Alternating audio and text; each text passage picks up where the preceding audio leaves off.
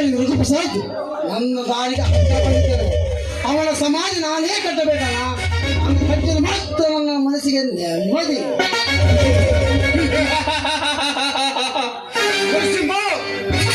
ನಮ್ಮ ದಾರಿಗೆ ಅಡ್ಡ ಬಂದವರು ಯಾರು ಜೀವಂತವಾಗಿ ಉಳಿದಿಲ್ಲ. ಬೇಟೆಯನ್ನು ಸ್ವಲ್ಪ ಸಮಾಧಾನವಾಗಿ ಬೇಟೆ ಮಾಡಬೇಕು. ನಾನು ಏನ್ ಮಾಡಕ್ಕಮ್ಮ, ನನಗೆ ಅರ್ಥವಾಗ್ತೀನ. ಅದಕ್ಕೆ ಇದಕ್ಕೆ ಏನೋ ಒಂದು ಉಪಾಯ ಹೇಳು. ಇಲ್ಲ ಮಾತ್ರ ನಾನೇ ಒಂದು ದಾರಿ ತೋರಿಸಲೇ.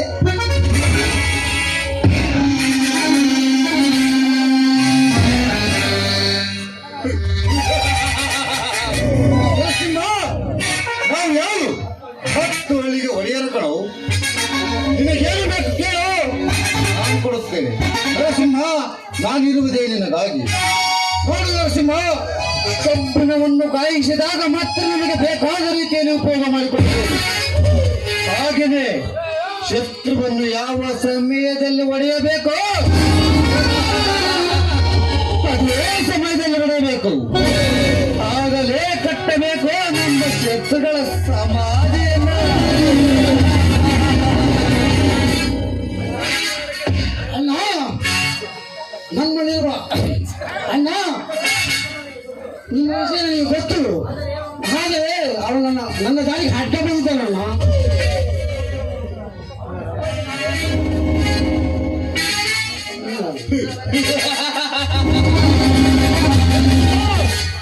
ನೀನು ಅವನನ್ನು ಏನು ಬೇಕಾದರೂ ಮಾಡು. ಅವನ ಜೀವನದ ಕೊನೆಯವರೆಗೂ ಆಡಬೇಕು. ನಮ್ಮನ್ನು ಕಂಡ ತಕ್ಷಣ ಎದೆ ಹೊಡೆದು ಸಾಯಬೇಕು. ನಾನು ಹೇಳುವ ಮಾತು ಸ್ವಲ್ಪ ದಿನ ನೆನಪಿರಲಿ. ಅವಸರವೇ ಅಪಾಯವೆಂದು ಹಿರಿಯರು ಹೇಳಿದ ಮಾತು ಮರೆಯಬೇಡ ನರಸಿಂಹ. ವಿವೇಕರು ನಿನ್ನ ಶತ್ರುವಿನ ಸಮಾಧಿ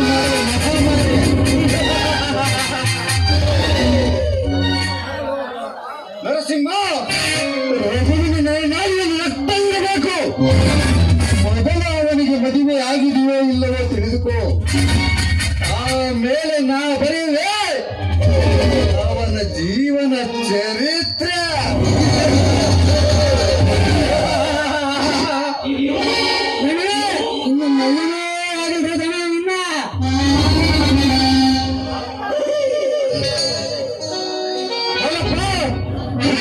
ನಿಂದೆ ಕಣ ಮೆಚ್ಚಬೇಕಾಗಪ್ಪ. ನಿನ್ನ ಬುದ್ಧಿವಂತಿಕೆಯನ್ನು ನಾನು ಅವನ ವಿಷಯ ಕೇಳಿದ ಕೂಡಲೇ ಹೇಳಿದೆಯಲ್ಲ, ಮೆಚ್ಚಬೇಕಾಗಪ್ಪ ನಿನ್ನ ಬುದ್ಧಿವಂತಿಕೆಯನ್ನು.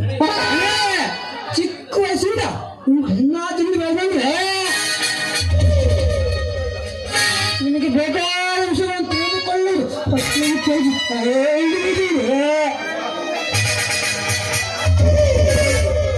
ಅಣ್ಣ.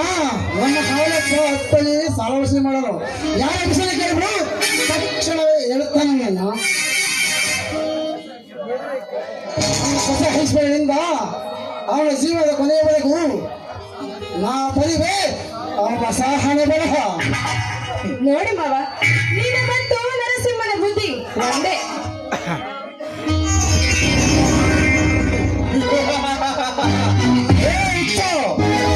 ನಮ್ಮ ಐಶ್ವರ್ಯಳ ಪ್ರೀತಿಯನ್ನು ಅವನು ನಂಬಿ ನಮ್ಮ ಐಶ್ವರ್ಯಳ ಹಿಂದೆ ನಾಯಿಯಾಗಿ ಬರುತ್ತಾನೆ.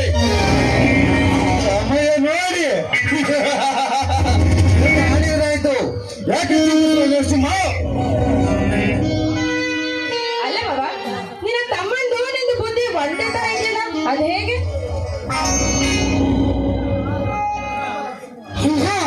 ನಾನು ತಮ್ಮ ನರಸಿಂಹ, ನೀನು ಹೇಳಿದಾಗ ನಾನು ಇವಳಿಗೆ ಹೇಳಿ. ಆದರೆ ಕೇಳಲ್ಲ, ಏನಾದ್ರೂ ಹಣಾಭಿತ ಆಗಿತ್ತಂತ ಎಲ್ಲಿದ್ದಾಳ. ಅದಕ್ಕೆ ನಿಮ್ಮ ನನ್ನ ಮಾತು ಕೇಳಿ ಅಂದು.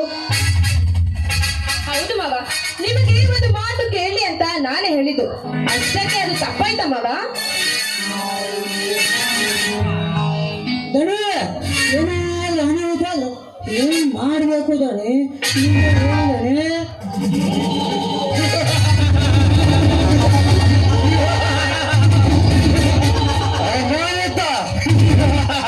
ಜೋಡಿ ಸಿಂಹಗಳ ಜೊತೆಯಲ್ಲಿ ಇಲ್ಲಿಯ ಪ್ರಣಯವೇ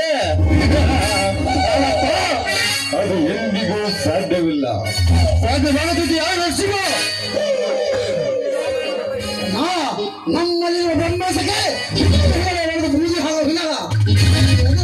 ಮಾತಾಡೋರು ಯಾರನ್ನು ಹೇಳಪ್ಪ ನಮ್ಮ ಮಾತು ದಣೆ ನೀವು ಹೇಳ್ದಂಗೆ ಹೇಳ್ಬೇಕಣೆ ಈ ವಯಸ್ಸಿಗೆ ಏನಿದೆ ಇದಕ್ಕೆ ಮಾತು ಮಾಡಿದ್ರೆ ಇದು ಸರಿಯಾದ ನೀವು ಚೆನ್ನಾಗಿ ಆಲೋಚನೆ ಮಾಡಿದ್ರೆ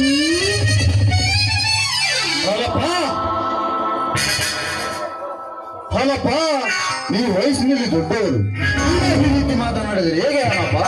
ನರಸಿಂಹ, ಐಶ್ವರ್ಯ, ಹಾಲಪ್ಪ, ಇದೇ ಸಂತೋಷದಲ್ಲಿ ನಾವು ಎಲ್ಲ ಸೇರಿ ಬನ್ನಿ ವಿಷಯ ಎತ್ಕೊಂಬರ.